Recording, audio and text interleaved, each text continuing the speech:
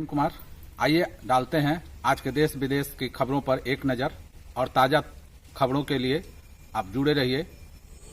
इस समय बड़ी खबर राजधानी पटना से निकलकर सामने आ रही है, जहां सीएम नीतीश कुमार के आवास पर हो रहे एनडीए की बैठक के बीच एक युवक ने बड़ा ही आत्मघाती कदम उठाया है।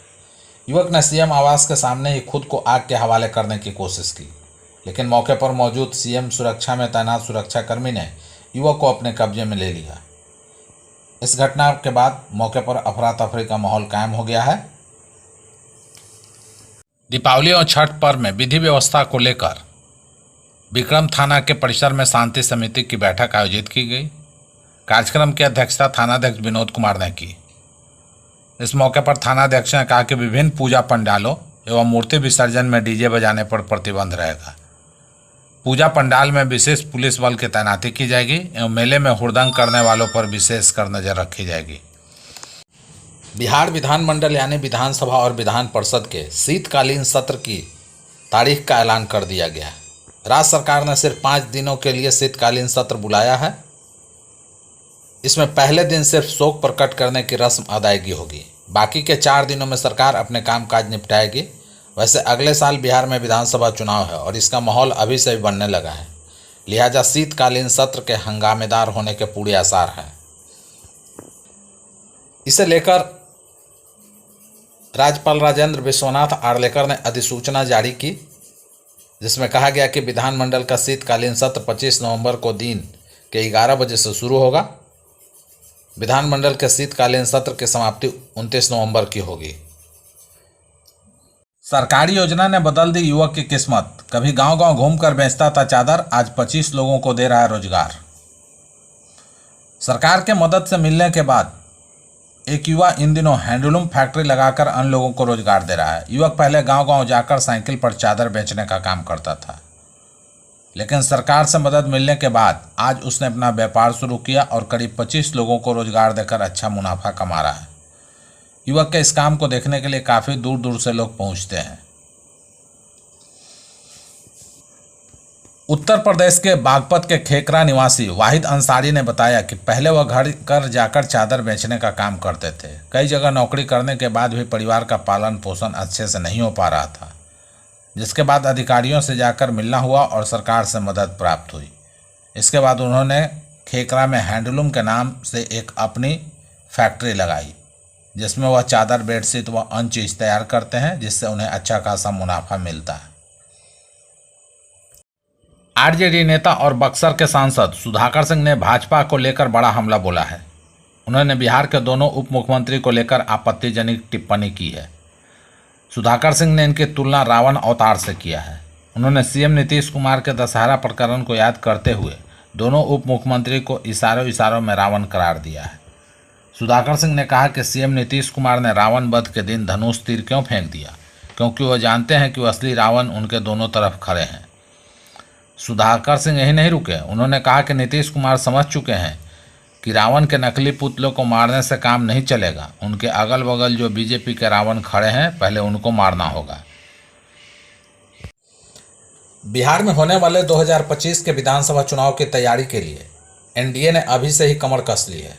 मुख्यमंत्री नीतीश कुमार के आवास पर एनडीए के घटक दलों की बैठक हुई। बैठक में नीतीश ने कई राज खोले। इसके साथ ही प्रधानमंत्री नरेंद्र मोदी को लेकर बड़ी कसम भी खा ली। एनडीए के बैठक में आज नया नारा भी सामने आया, 2025 में 225 सीट। बैठक में मौजूद एक नेता ने बताया कि नीतीश कुमार ने बताया कि किन लोगों के कारण वे 2 दफ़े आरजेडी के साथ गए। नीतीश कुमार ने कहा कि बीजेपी के साथ हमारा गठबंधन 1996 से ही था। यह गठबंधन बहुत मजबूती से काम कर रहा था। बीजेपी के साथ ही 2005 में हमारी सरकार बनी। 2010 में हम लोगों ने जितनी ज़्यादा सीटें जीती, लेकिन बाद में अपने कुछ सहयोगियों की बातें में आ गए। नीतीश कुमार ने अपने 2 मंत्रियों की ओर इशारा करते हुए कहा कि इन्हीं लोगों के कारण हम 2 बार आरजेडी के साथ चले गए थे। वहीं एनडीए की बैठक में नीतीश कुमार ने प्रधानमंत्री नरेंद्र मोदी को लेकर बड़ी कसम खाई। उन्होंने कहा कि अब वे कभी बीजेपी का साथ छोड़कर जाने वाले नहीं हैं। अब गठबंधन में कोई गड़बड़ी नहीं होगी। नीतीश कुमार ने कहा कि हम लोगों को संकल्प लेना चाहिए कि नरेंद्र मोदी को चौथी बार भी देश का प्रधानमंत्री बनाएंगे। पद्मश्री और पद्म भूषण से सम्मानित बिहार कोकिला शारदा सिन्हा दिल्ली एम्स में भर्ती हैं। उनकी स्थिति गंभीर बनी हुई है। पूरे बिहार समेत कला जगत के लोग उनके स्वस्थ होने की कामना कर रहे हैं। इस बीच मुख्यमंत्री नीतीश कुमार ने अपने अधिकारियों को भी अलर्ट कर दिया है कि उनकी देखभाल में किसी तरह की कमी नहीं हो। सीएम नीतीश कुमार ने फ़ोन कॉल कर दिल्ली स्थित बिहार भवन के अधिकारियों को इस काम में सक्रिय रहने की हिदायत दी है। बताया जा रहा है कि सीएम ने दिल्ली एम्स के डायरेक्टर और शारदा सिन्हा के बेटे से सीएम नीतीश कुमार ने फ़ोन पर बात की। बिहार विधानसभा चुनाव की तैयारियों को लेकर मुख्यमंत्री आवास में हुई एनडीए की बैठक में भले ही राष्ट्रीय लोक जनशक्ति पार्टी को बुलावा नहीं आया, लेकिन रालोजपा के अध्यक्ष पशुपति कुमार पारस अब भी एनडीए के साथ हैं। जिस समय एनडीए की बैठक चल रही है उस समय पारस पार्टी के केंद्रीय संसदीय बोर्ड के अध्यक्ष सूरजभान सिंह समेत अन्य नेताओं के साथ बैठक कर भावी रणनीति तय करने में जुटे थे। रालोजपा के राष्ट्रीय प्रवक्ता श्रवण कुमार अग्रवाल ने बताया कि बैठक में पशुपति पारस और सूरजभान सिंह के नेतृत्व में निर्णय लिया गया कि रालोजपा एनडीए के साथ बनी रहेगी।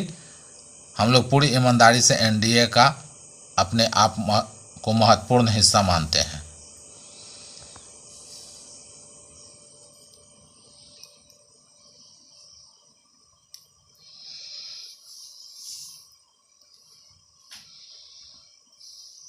हो गई ना।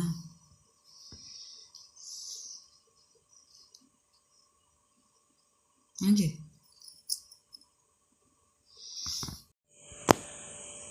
भतीजे अजीत पवार के खिलाफ पोते युगेंद्र पवार को मुंबई के बारामती विधानसभा सीट से उतारने वाले शरद पवार ने अहम टिप्पणी की है। उन्होंने कहा कि बारामती की जनता युवा नेतृत्व को स्वीकार करेगी। युगेंद्र बारामती विधानसभा क्षेत्र से अपने चाचा अजीत पवार के खिलाफ चुनाव लड़ रहे हैं। युगेंद्र पवार ने अपना नामांकन पत्र दाखिल किया और इस दौरान शरद पवार और बारामती से सांसद सुप्रिया सुले भी उनके साथ थी। अजीत पवार के खिलाफ उनके मुकाबले चाचा और भतीजा के बीच जंग के दूसरे एपिसोड के तौर पर देख रहे हैं। इससे पहले शरद पवार और अजीत पवार खुद टकराव में रहे हैं। यहाँ तक कि आम चुनाव में सुप्रिया सुले के खिलाफ अजीत पवार ने पत्नी को उतार दिया था।